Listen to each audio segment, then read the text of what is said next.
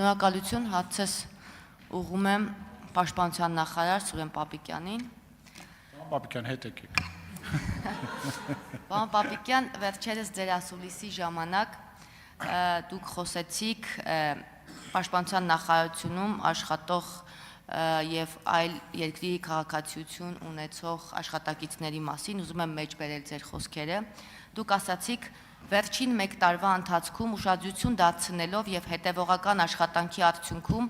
հորդորել եմ եւ կամ իմ որոշմամբ ազատել եմ աշխատանքից Պաշտպանության նախարարության համակարգում գտնվող այն ծնողներին, ովքեր ունեն զավակներ այլ երկրի քաղաքացի։ Այս խոսքերը բավականին մեծ արձագանք գտան հասարակության մեջ, նաեւ մամուլում շատ տարածվեցին, տարբեր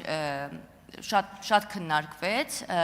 Ես ուզում եմ իմանալ դուք ինչ արդյունքներ գրանցեցիք նաև հետո եւ ինչ տեղի ունեցավ ՊՆ-ում եւ ինչ աշխատանքներ են կատարվել այս ուղղությամբ։ Շնորհակալ եմ։ Իրականում նոր բան տեղի չի ունեցել, այն ինչ հայտարարել եմ ասուլիսի ժամանակ, դա այն ամբողջն է, որ ներկայացվել է, այսինքն 1 տարվա ընթացքում տվյալ անձանց կամ պայմանագրերը չեն երկարացվել իմ որոշմամբ, որը իմ իրավունքն է, եւ եղել են մարդիկ, ովքեր ուղղակի ճիշտ են համարել, որ իրենց հետագա աշխատանքը եւ պաշտոնավարումը չի համապատասխանում իրենց ուսադիրներին եւ իրենց իրավիճակին, կարգավիճակին, բայց եղել են նաեւ մարդիկ, ովքեր հասկացել են, որ նախկինում սխալ են վարվել եւ իրենց զավակները այլևս Հայաստանի Հանրապետության քաղաքացի են կամ զորակոչվել են արդեն կամ առաջիկայում կզորակոչվեն։ Իսկ վերաբերմունքս ցանկացած տիպի դասալքության նկատմամբ շարունակում է լինել բացասական, կապ չունի դասալքությունը քաղաքացիություն չունենալու ձևով է, ծառայությունից այլ կերպ խուսափելու, թե Հայաստանից ճողոպրելու ձևով։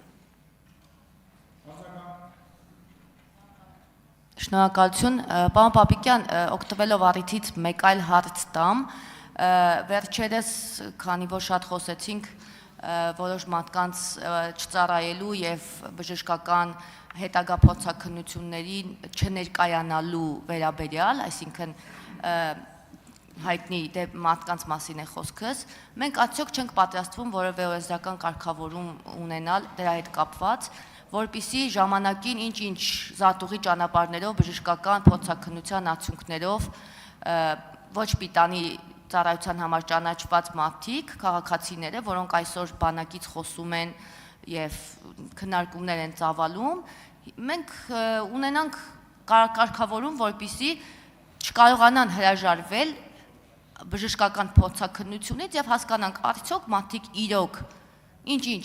առողջական պատճառներով ազատվել են զինվորական ծառայությունից, թե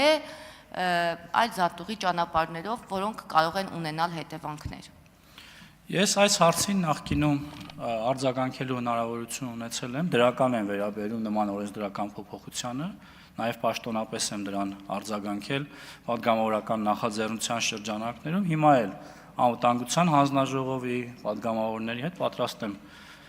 եւս մի անգամ այդ հարցը քննարկել ու կյանքի կոչել։ Ինչ վերաբերում է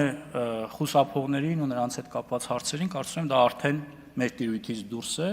այլ մարմինների տիրույթում է եւ կարծում եմ պարզապես մարդիկ, ովքեր զինվորական ծառայությունից խուսափել են ու ապացուցում են դա նաեւ իրենց վարքագծով, որ դա իրականում հենց խուսափել է, անվտանգությունից խոսել, մեզ դասեր տալ անվտանգության մասին, կարծում եմ իրավունք չունեն ու պետք է զբաղվեն ուրիշ բանով։